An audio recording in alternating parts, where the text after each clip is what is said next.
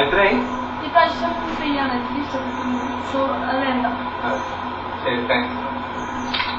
ഓ കണ്ണട വെക്കണ്ടല്ലോ, എന്താ എനിക്ക് വെച്ചിട്ടുണ്ട്. വളരെ ഭാരം. എനിക്ക് കണ്ണട കണ്ണട വെക്കാതെ കാണാൻ പറ്റി.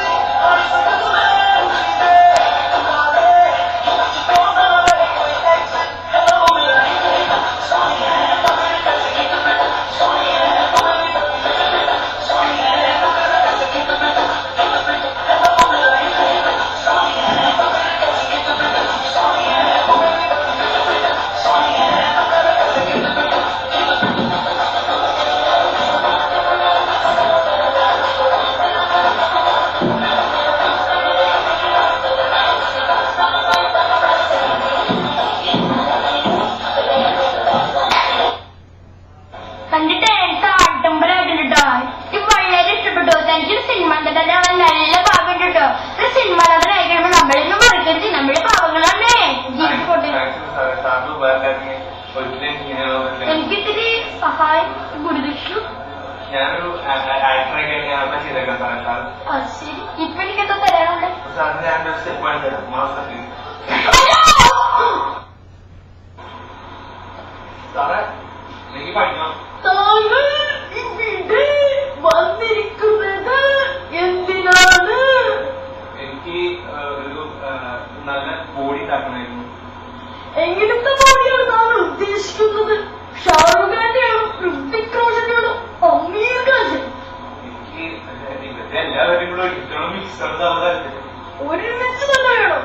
അന്ന് താൻ കുറച്ച് എക്സസൈസ് പ്രാക്ടീസ് ചെയ്യണം. ചെയ്തോളാം സാറേ, എല്ലാം ചെയ്തോളാം. ഇതുപോലെ ചെയ്യേ. എന്താണ് ഇത്ര വേഗത്തിൽ ചെയ്യാറ്?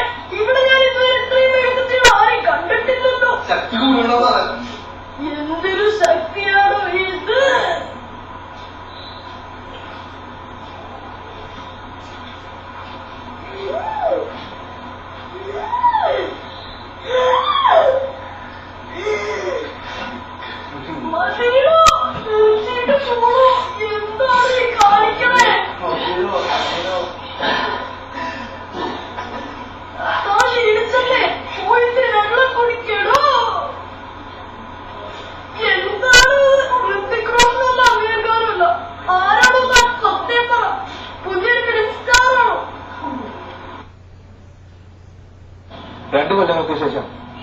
ശശി ഇപ്പോൾ വലിയൊരു മലയാളത്തിന്റെയും ഹിന്ദിയുടെയും തമിഴിന്റെയും എല്ലാത്തിന്റെയും മുൻപന്തിയിൽ നിൽക്കുന്ന നടനായി മാറിയിരിക്കുകയാണ്.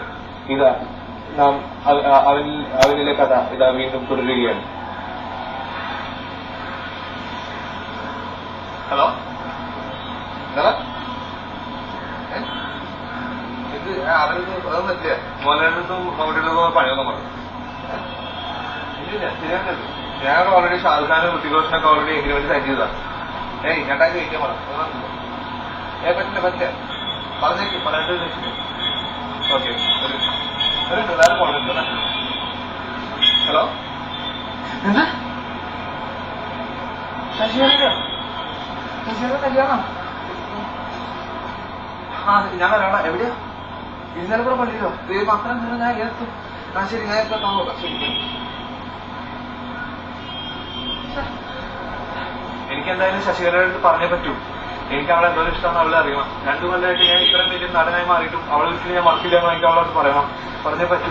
അവിടെ ഞാൻ എങ്ങനെ എത്തുമെന്ന് എനിക്കറിയില്ല. പക്ഷെ ഞാൻ എത്താൻ നോക്കും. എനിക്ക് അവളെ കല്യാണം പറഞ്ഞേ പറ്റൂ. ശരി.